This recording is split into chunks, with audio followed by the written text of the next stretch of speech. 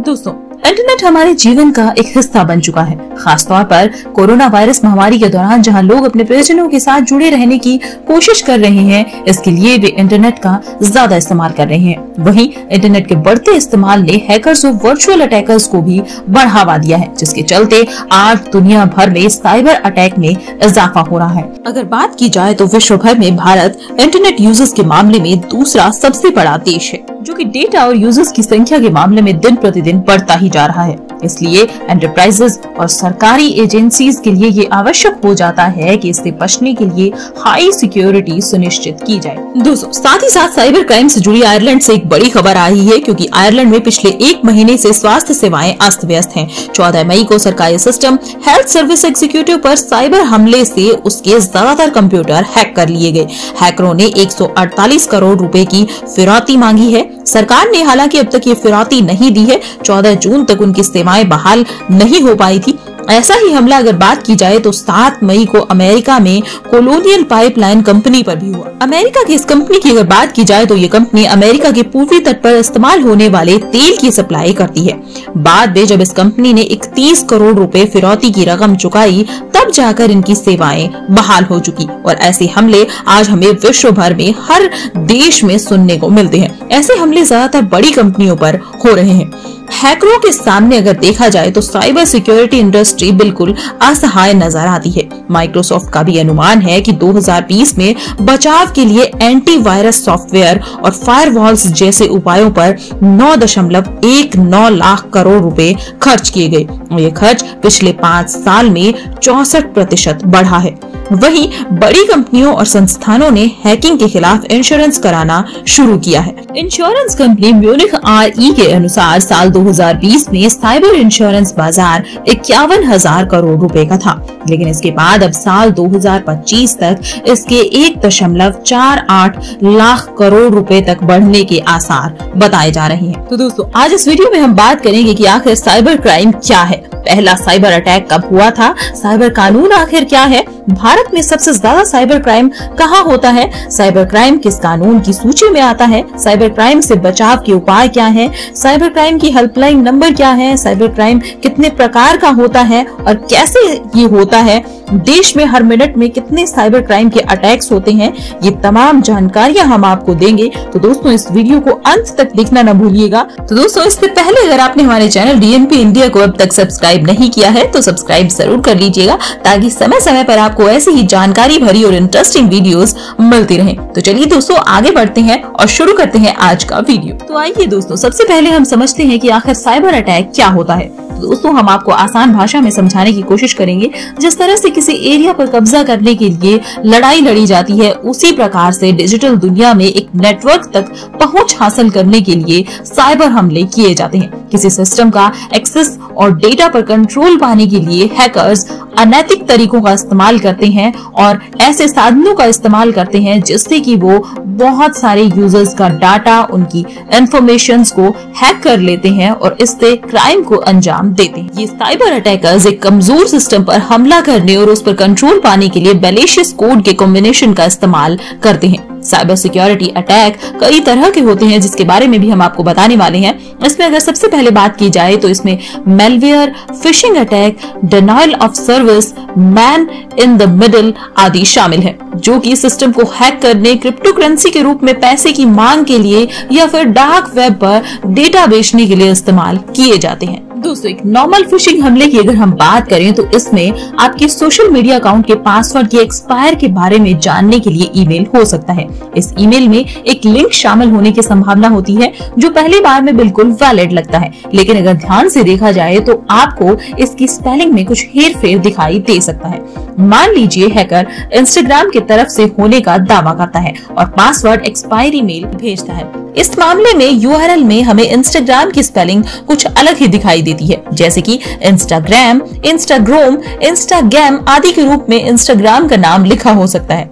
इसके अलावा एक संभावना ये भी हो सकती है कि कुछ ऐसी ईमेल्स ID भी आ सकती हैं, जैसे कि instagram@gmail.com, जो भी ऑफिशियल इंस्टाग्राम अकाउंट नहीं है। दोस्तों अब हम बात करते हैं स्मैशिंग अटैक के बारे में। स्मैशिंग फिशिंग अटैक करने का एक सामान्य सा तरीका है जो कि आमतौर पर एक एसएमएस के जरिए यूज किया जाता है। इसमें एसएमएस के जरिए ये दावा किया जाता है कि यूजर ने एक लॉटरी जीती है और उसे पाने के लिए यूजर को अपनी डिटेल देने की जरूरत होती है। लेकिन अगर आप ऐसे लिंक पर क्लिक करते हैं तो वेबसाइट आपकी सहमति के बिना ही आपके निजी डाटा को चुरा लेती है और ये जरूरी है कि आप ऐसे ईमेल को ध्यान से पढ़ें और संदिग्ध लगने पर इस पर क्लिक ना करें। दोस्तों अब हम बात करते हैं मैलवेयर अटैक के बारे में। ये एक मैलिशियस सॉफ्टवेयर होता है, जैसा कि नाम से ही पता चल रहा है कि ये एक सॉफ्टवेयर है जो कि पीड़ित के डेटा तक एक्सेस पाने के लिए पेलोड का इस्तेमाल करता है। और ये सॉफ्टवेयर एक प्रोग्राम इंस्टॉल करता है जिसमें कई तरह के मैलवेयर जैसे कि रैंसमवेयर, स्पाईवेयर,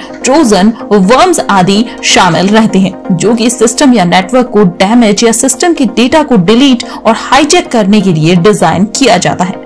दोस्तों इसी सूची में अगर हम बात करें तो डिनियल ऑफ सर्विस यानी कि DOS, man in the middle यानी कि MITM और SQL injection and cross site scripting जैसे साइबर अटैक्स शामिल हैं, जिसके जरिए हैकर्स अलग अलग तरीके से यूजर के अकाउंट डिटेल्स, उसकी social media accounts, WhatsApp, Facebook, Twitter जैसे अकाउंट्स और अन्य बैंक से संबंधित निजी जानकारियों को हैक करके उसके सिस्टम से चुरा लेते हैं और यूजर्स को करोड़ों लाखों की चपत भी लगती है और उनका डाटा भी हैक हो जाता है। आइए दोस्तों अब आपको बताते हैं कि आखिर पहला साइबर अटैक कब और किस पर हुआ था।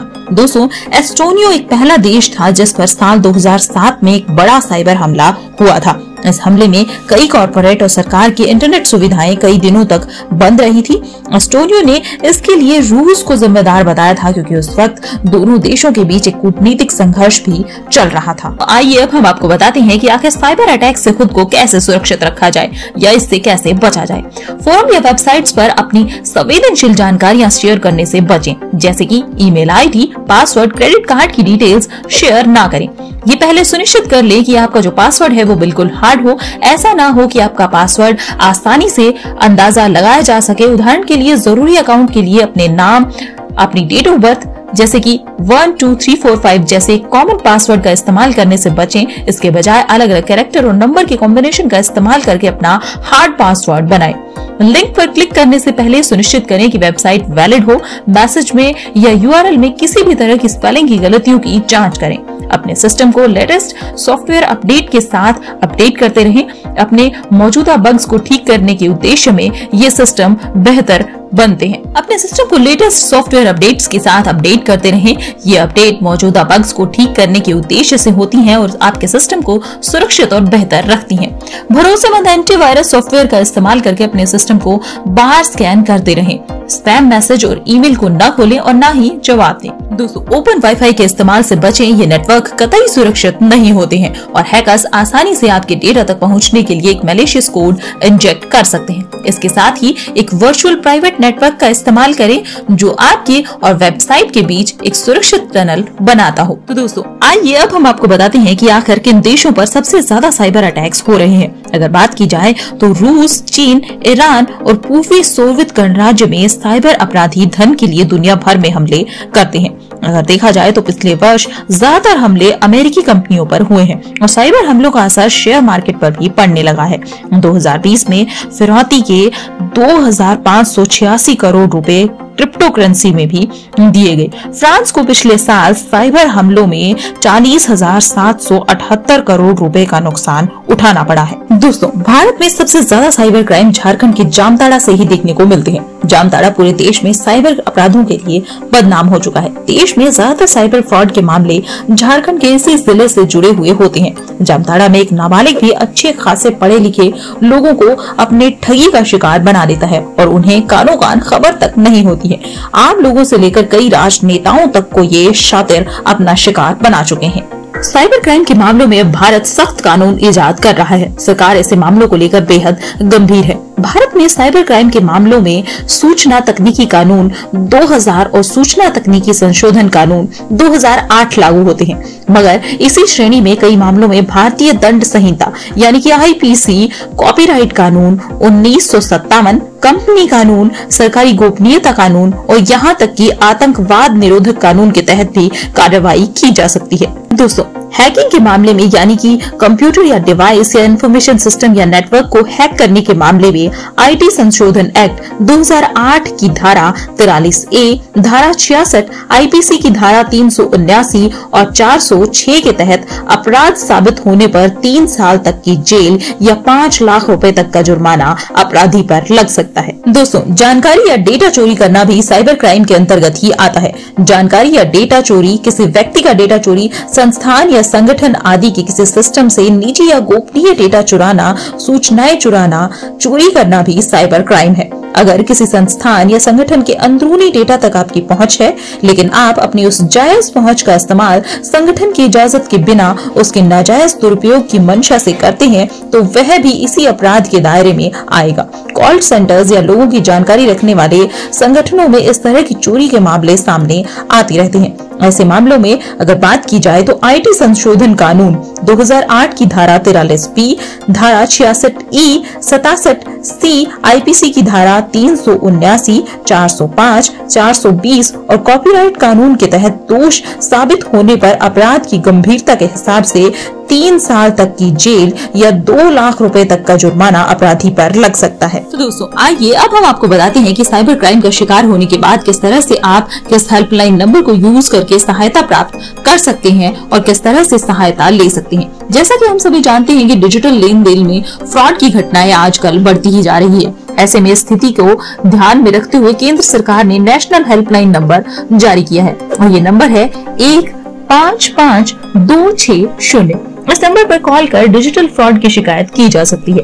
डिजिटल फ्रॉड के अलावा आप किसी साइबर क्राइम की घटना की रिपोर्ट भी इस पर कर सकते हैं। सरकार ने ये पहल डिजिटल पेमेंट को सुरक्षित बनाए रखने के लिए की है। सरकार चाहती है तो इस तरह की घटनाओं पर लगाम लगाया जा सकता है। सरकार द्वारा कहा गया है कि ये हेल्पलाइन बैंक और पुलिस दोनों को आपस में कनेक्ट करने में मदद करती है। ऐसे में जैसे ही यूजर अपने साथ हुई डिजिटल फ्रॉड या साइबर क्राइम की घटना की रिपोर्ट दर्ज कराता है, उस पर तत्काल एक्शन लिया जाता है। तो दोस्तों, इस वीडियो में हमने आपको बताया कि आखिर साइबर क्राइम क्या है, कैसे साइबर क्राइम से बचा जा सकता है, विश्व स्तर पर साइबर क्राइम आज कैसे अपने पैर पसार रहा है, भारत में साइबर क्राइम की स्थिति क्या है, कैसे साइबर अटैक्स भारत में दिन ब दिन बढ़ते जा रहे हैं, कौन कौन लोग साइबर क्राइम के निशाने पर है, कैसे डेटा चोरी, हैकिंग जैसी घटनाओं को अंजाम दिया जाता है, किन धाराओं के तहत इनसे बचा जा सकता है, भारत में इसको लेकर क्या क्या कानून है, किन धाराओं के तहत सजा दी जाती है हैकिंग करने वालों को या साइबर अटैकर्स को। दोस्तों, आपके मोबाइल फोन से लेकर आपकी बैंकिंग डिटेल, आपके मोबाइल फोन में इस्तेमाल होने वाले तमाम एप्स, आपकी पर्सनल जानकारियां कैसे हैकर्स के निशाने पर है, कैसे वो इनको हैक करने के लिए सेंध में रहते हैं, कैसे सेंध लगाए बैठे रहते हैं आपके सिस्टम को हैक करने के लिए, चाहे वो आपका मोबाइल फोन हो, आपका लैपटॉप हो, पीसी हो या कोई भी डिजिटल डिवाइस। तो इस तरह से हमने आपको इस वीडियो में बताया कि कैसे आप साइबर अटैक से बच सकते हैं, किन कानूनों का प्रावधान है, तमाम जानकारियां हमने आपको इस वीडियो में दी है। तो दोस्तों, ऐसी ही इंटरेस्टिंग और अमेजिंग फैक्ट से भरी जानकारियों को जानने के लिए बने रहिए डीएनपी इंडिया के साथ। कैसी लगी आपको हमारी ये पेशकश, हमें जरूर बताइएगा। और इससे पहले अगर आपने हमारे चैनल को सब्सक्राइब नहीं किया है तो जरूर कर लीजिएगा और हमारे चैनल पर मौजूद बाकी वीडियोस को भी लाइक, शेयर और कमेंट करना ना भूलिएगा।